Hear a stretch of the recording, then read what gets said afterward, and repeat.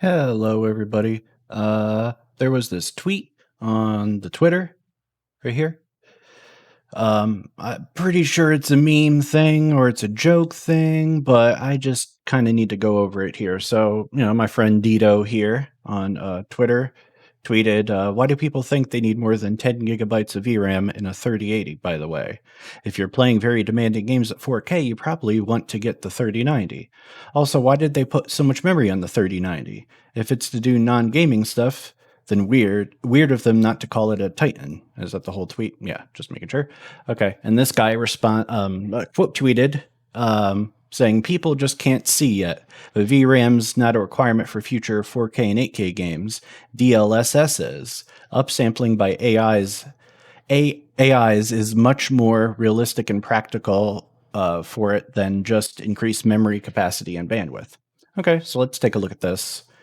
I got some traces here using NVIDIA Insight graphics of something that I made here, and hopefully this captures good. Let me just show it to you real quick what I made here in Unreal Engine. Okay, this right here is the thing that I profiled using Insight. It is a thing I made in Unreal Engine 4, which is basically I'm taking the maps from the game Strife for DOS. It's an old game. And I'm porting the maps and the graphics and updating things with DLSS and ray tracing. And it's a fun little project. But anyway, what I did was I took a capture from this, about right here, like this. And I used the different modes over here because you could change these modes. You could use performance mode, balanced, quality, and you could also turn it off and use TAA if you want to. That's what I did here. And let's take a look at the profiling data from this. Okay, so we're back at the profiling data here. And the first one I have up here, you could see I have this profile on top, which is a total of 83.2 milliseconds. And this profile on the bottom, which is 41.40 milliseconds. Top one is using normal TAA that's built into the engine, and the bottom one is using DLSS quality mode. We could look at the different metrics over here on the side, and we have VRAM throughput is maybe a metric you might want to use. We have read throughput, and the first capture, like I said, the first capture is TAA, second capture is DLSS. It only goes up 1.5% for the throughput on that. What else do we have? We have this one, it goes up 1%. VRAM write throughput goes up 0.7%. You get the picture. It does go up a tiny little bit. This is at 1080p. And you could say there's a problem with that. And yeah, I agree with you. So let's take a look at the 4K one. Same deal here. TAA on top. TAA was 287 milliseconds. I'm still optimizing this. It's fine. And the bottom one, DLSS quality at 139.30 milliseconds. And let's take a look at the VRAM throughput over here. We have a 3.1% difference increase going to DLSS. And for the read throughput, we have a 2%. For the write throughput, we have a 1.1%. And do I see any other VRAMs over here? Not really. Maybe if I go down. No. Okay. And what do we get? The other way around, decreases.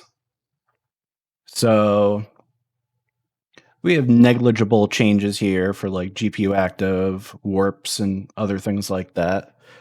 But if you look at the higher ones, you have what would that be? Would that be better if it's higher? Or is it trying to read less? I don't know. But you could see that there are differences in the other direction too for the 4K. And same thing for the 1080p.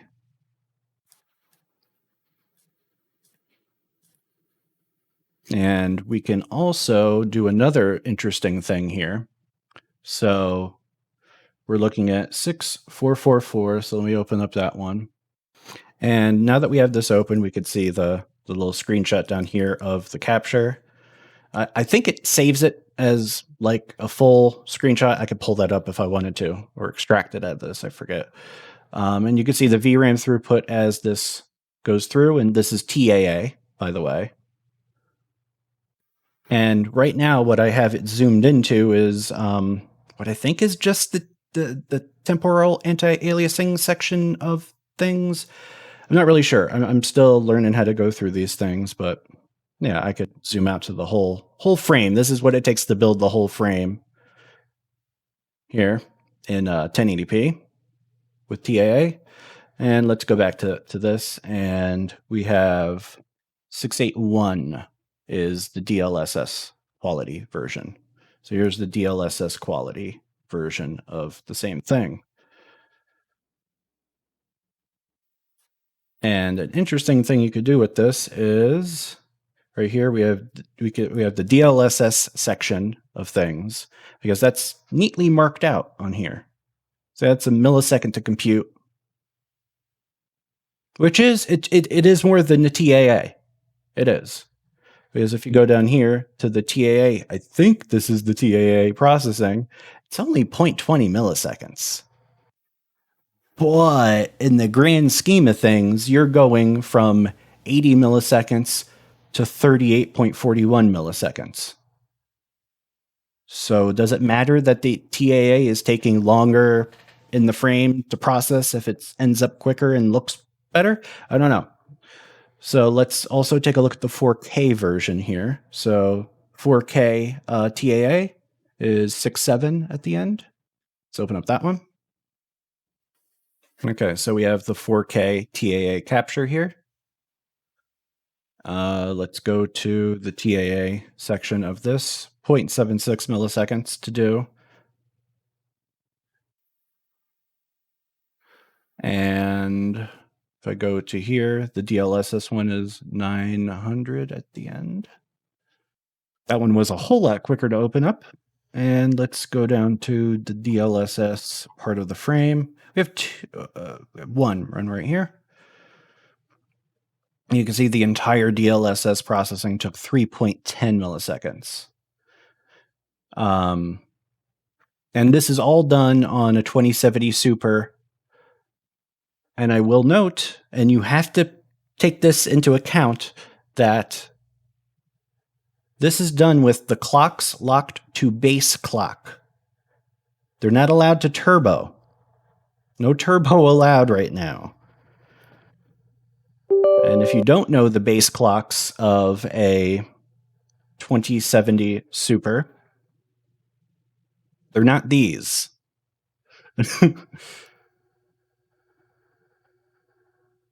Let's just make sure we could show what that was capturing at.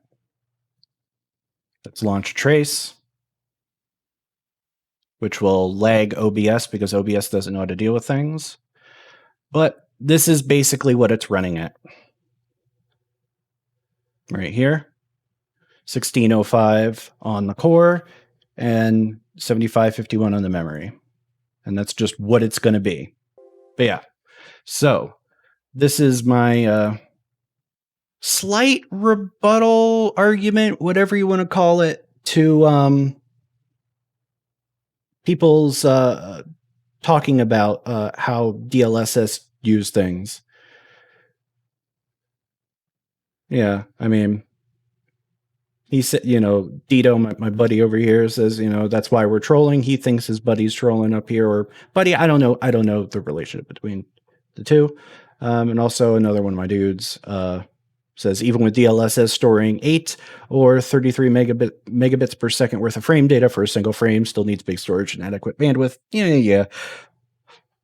But in the end, it ends up kind of leveling out here. It's faster. So, yeah. See you guys in whatever I end up making another video about. Bye.